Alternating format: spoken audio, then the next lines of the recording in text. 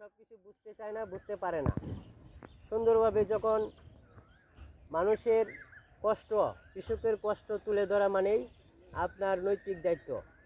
কারণ আপনি সুখে আছেন, আরেকজন কষ্টে আছে, সেই কথাগুলো যদি আপনি না তুলে ধরতে পারেন, তাইলে তো আপনি মানবতার দিক দিকে পিছিয়ে গেলেন।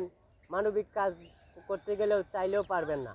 কারণ আপনার ভিতরে মানবিক মানুষসত্তা, মানুষের বিবেক এখানে হৃদয়ে কাজ করতে হবে। তখনই আপনি গ্রামকে ভালোবাসতে পারবেন।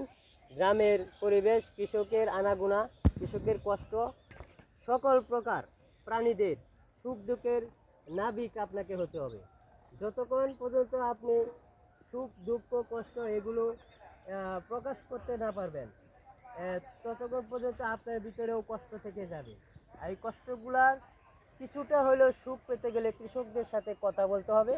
কৃষকদের কথা বলার দায়িত্ব আপনাকেই নিতে হবে। আমিও হয়তো ভিডিও করছি অনেক দূর থেকে, আপনাদের জুম করে দেখাইছি।